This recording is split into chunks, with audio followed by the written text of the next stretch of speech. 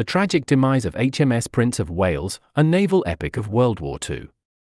The battle and the lost heroes. The sky over the Gulf of Thailand was deceptively serene as the mighty HMS Prince of Wales and HMS Repulse steamed towards what would become one of the darkest chapters in naval history. The early morning sun glistened off the waves, and there was a faint breeze carrying the scent of saltwater. But beneath the surface, the Japanese were preparing to strike. It was December 10, 1941, and the two British ships had set sail from Singapore with a crucial mission, to halt Japan's advance into Malaya. This was the British Navy's attempt to turn the tide against the fast encroaching Japanese Empire. The two ships, armed with powerful guns and superior firepower, were the backbone of the British naval response to the invasion of Southeast Asia. They were symbols of British naval prowess, the Prince of Wales in particular being one of the newest and most advanced battleships of her time. Little did they know, this day would prove to be their last. And for the crew aboard Prince of Wales, it would be a day marked by courage, sacrifice, and heartbreak. The ambush, a relentless attack.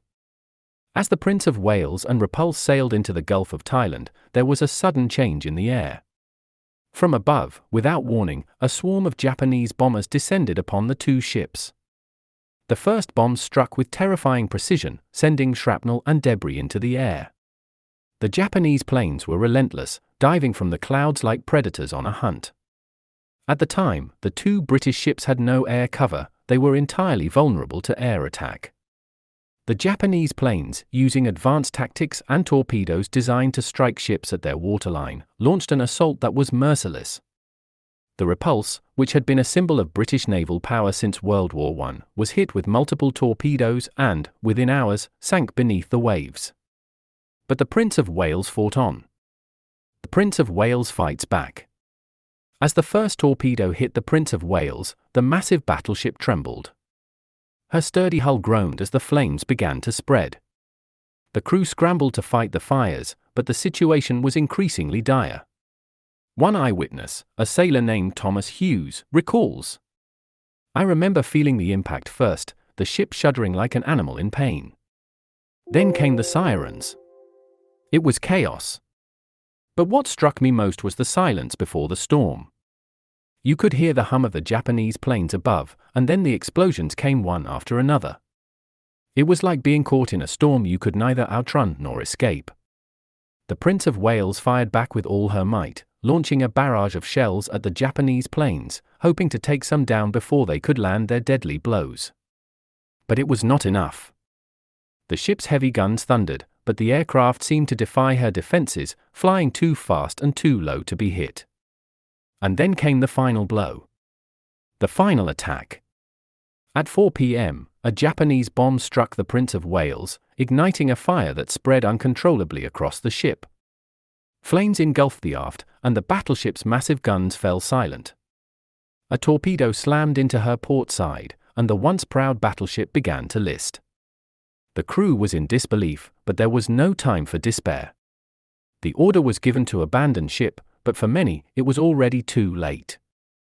As the ship slowly sank, some of the sailors couldn't believe the battle was over.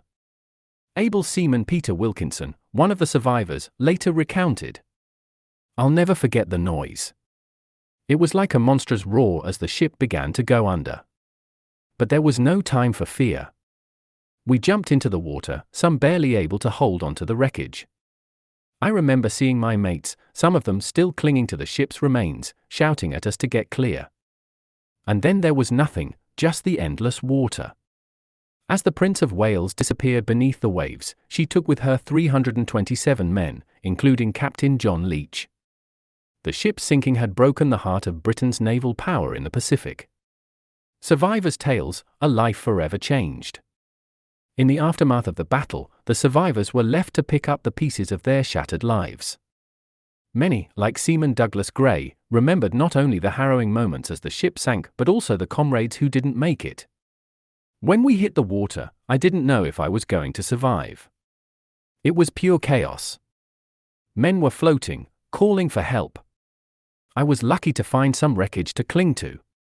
But the worst was seeing men I'd trained with, men I had shared meals with, struggling in the water. Some of them never made it. For the survivors, the days that followed were filled with uncertainty. They were rescued by nearby ships, but the loss of the Prince of Wales and Repulse left an indelible scar on their souls. They would never forget the comrades they had lost. Seaman John Wilson, another survivor, later recalled his mixed emotions. "I didn't feel relief when I was rescued, I felt guilt. We had lost our ship, and many of my friends were gone. I couldn't escape the feeling that we had failed. But in time, I realized that we didn't fail. We fought as hard as we could." The legacy of the Prince of Wales. The sinking of the Prince of Wales signaled a new era in naval warfare, one in which air power would dominate the seas. The days of the battleship, once the undisputed king of the ocean, were over. But for the survivors, the memories of their ship would never fade. The crew of the Prince of Wales had faced a new kind of warfare with bravery, even in the face of certain death. Over the years, as the war raged on, the legacy of Prince of Wales and Repulse lived on. Survivor reunions were held, where men who had once shared a bond forged in fire came together to remember their lost comrades. In these gatherings, the voices of the past were honored, and the courage of the men who fought and died aboard those ships was never forgotten. In the words of Seaman Alan Thompson, one of the final survivors, "We might have lost the battle, but we didn't lose our spirit. The Prince of Wales will always be in my heart. She went down with dignity, and I'll carry that with me until the day I die." As for the memory of those who perished, they would remain immortalized in the hearts of the survivors and in the pages of history, reminders of the sacrifices made on the waters of the Gulf of Thailand, where the Prince of Wales met her tragic end. If you've enjoyed this video, don't forget to hit the like, share, and subscribe buttons to stay updated with more content. This content has been adapted from the powerful features of Polyspeaks for You, South Africa's leading accessibility software. Learn more at www.polyspeaksforyou.co.za. We invite you to support this meaningful dyslexic initiative, crafted and developed by an individual who personally understands the challenges of dyslexia.